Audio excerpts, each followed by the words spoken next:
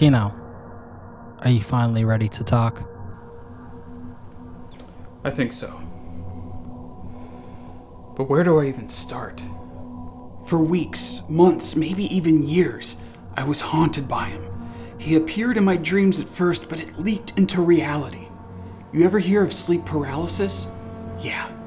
Imagine you're paralyzed in your bed, and the nostalgia critic is standing over you. There's nothing you can do. You're powerless. Every day, I feared sleep. So I did everything to not sleep. Nothing, and I mean nothing, scared me more than sleep. This kind of fear is something I can't tell you about. It's something you just have to know. I stayed up for days. It was painful, but anything, and I mean anything, was better than sleep. However, you hear how lack of sleep can cause hallucinations? I have. Who do you think I saw? The Critic. There was no escaping him. Everywhere I turned, Doug was there to haunt me. So, I went back to sleep. The most painful 15 hours of sleep I'd ever slept. I knew I had to do something. Radical measures had to be taken. I was left with a single choice. Live my life in fear, or be a man and face up to it. I chose the latter. There was this new experimental procedure that was said to guarantee me peace. Evidently, critic hauntings are more common than you would think. The procedure was simple, yet painful. They chained me to the floor, put a VR headset on me, and forced me to watch Nostalgia Critic's The Wall on repeat for 24 hours. And how was that? It changed me. After that, there is only one more step. And what is that? To fully process everything and get it out of my system, I had to make a video on Nostalgia Critic's The Wall. This is that video.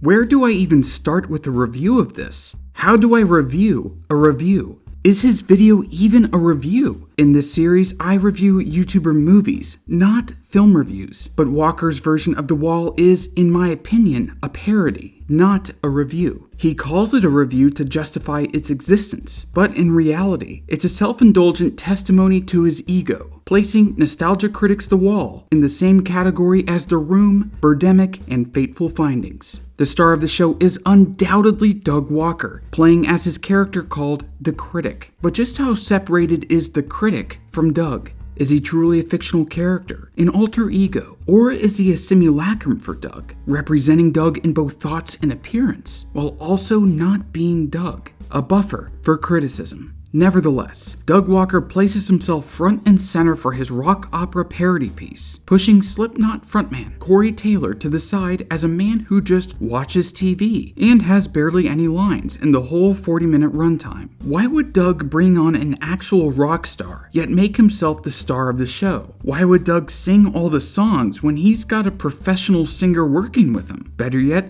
why did Corey Taylor agree to this? Walker must have some godlike alpha energy if he could force Taylor into submission. But maybe his music isn't half bad. Does his music stand up to the original album? I asked some other YouTubers a simple question. Does Doug Walker's The Wall's music hold up to the original? Here are their responses. A-Star said no. Toad McKinley said, Doug Walker's The Wall's music demonstrates a level of mastery, the likes of which I have never seen. It took me from reverence, to exuberance, to tears and back again, all within a tightly produced and incredibly skillful video production. Easy Peasy said, I watched it and I'm not sure what to say. It's a parody of a movie I don't like, centered around a band whose music I don't like, made by a guy whose content I don't like. Still, this manages to be one of the worst things Doug has ever produced. The bad, formulaic acting and unfunny jokes are not improved by being forced into a musical format, by people who can't really sing. There is literally one verse in the entire video that's pleasant to listen to, when that chick voicing that thing that looks like a Vizzy Pop character reject manages to briefly mask the awfulness of having to listen to a worse version of already bad music, by being the one person in the whole video who can actually sing well. In conclusion, the video manages to feel twice as long as the movie it's criticizing while also being 1/3 the length. Looks like mixed reviews, but most good art is polarizing, so maybe the polarization indicates that Doug's rendition of the classic soundtrack transcends the source material. Perhaps 200 years from now, people will remember Doug Walker's The Wall and totally forget about Pink Floyd's inferior version. I'd play his music on my video. Heck, I'd play the entire album on my video so that we could just all vibe together. But I've got a feeling that that would result in a copyright strike, and as much as I like vibing to a bit of Doug, I prefer keeping my channel. But moving on from the value of the music, let's talk about the filmmaking behind all of this. Doug Walker, much like Robert Bresson, is a minimalist. Walker prefers the sterile, mundane offices of Channel Awesome to any kind of sets or artificial constructions. The only set dressing in Corey Taylor's rooms are 2 lamps. Comparing that to the set in the original version of The Wall, you can see how there's not just a difference in production value, but in mood. Really, what Walker is doing is transposing The Wall into the 21st century. We live in a society of offices and cubicles. Walker's production calls out the modern-day corporatocracy that oppresses all of us. It's amazing how his set design turns a movie review into a protest piece. Now, there are moments when the film brings us out of the offices and into strange new worlds, mostly through the use of green screen. It's very apparent that it's green screen. It doesn't try to hide that fact, but I see this as a way for the critic to break the fourth wall. It's what I would describe as Brechtian. The more we're aware that we're watching a film, the more we can think about what it's trying to say. It's anti-escapism. It's art. His most impressive visuals, though, come near the end during the trial sequence. The hellish sequence makes me feel like I'm actually in hell. And the characters, oh, the characters. Fennis creations rival anything else I've seen on DeviantArt. They really give other bigger budget CGI characters like Rango, Woody, Fanboy, and Chum Chum a run for their money.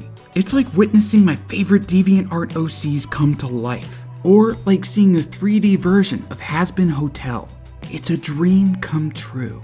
But what would be a pretty movie without good performances? Corey Taylor and his son give nuanced physical performances. We really do believe that they're in a catatonic state. Rob Scallon's turn as schoolteacher, though over the top, was incredibly expressive, Gilliam-esque even. I could definitely see this character existing in a movie like Brazil. But why break down the performance of every character in the film? They're all great. Just look at this. Look at the fervor, the intensity, the passion. They have me riled up into a frenzy along with them. I want to make those hashtags. But in the film, as in real life, Doug Walker stands above all. What is there to say about him that hasn't been said? I guess all I can say is that the pinnacle of his acting is during the hashtag sequence. After watching that sequence, I wanted to live in a fascist state run by the critic. Except let's get that Sharpie off his face. The face of Doug Walker is not the face of someone I hate. It's the face of someone I love. Someone I might more than love. And that scene is so powerful if you really think about it. It's taking a hardline stance against cancel culture and showing how toxic social media is. But what does this have to do with Pink Floyd's The Wall, do you ask? If you're asking this, then shut up. Doug is an artist, you're just a critic. What do you even know? Nothing. The best thing that any one of us can do is bask in his glory. And speaking of criticism, one of the criticisms I see of this video is that Walker's criticisms are nitpicky, or he just completely misses the point of the film. They call him hypocritical for calling The Wall overlong with its 95-minute runtime, when Walker made To Boldly Flee, a film that is 3.5 hours long. He also calls the messages in The Wall pandering, and makes fun of the bad grammar of the line, "We don't need no education." He rails against the Alan Parker directed original, even labeling some of the songs, which released 3 years before the movie, as Oscar bait. Not to mention, he points out that slow songs equals boring, and boring made Corey Taylor go Betty by. During the trial sequence, the message seems to be that he wanted character development for the cartoon characters. How? Don't ask me. Only a genius like Doug could tell you how. But Doug Walker pulls a Rian Johnson and subverts our expectations at the end. Corey Taylor breaks his silence and asks if this is a review or not, safeguarding the video against any and all criticisms. Doug responds with his review. I liked it fine. Yeah, me too. A little full of itself, but good music and imagination. Fair enough. But doesn't that clash with the entirety of the video? No.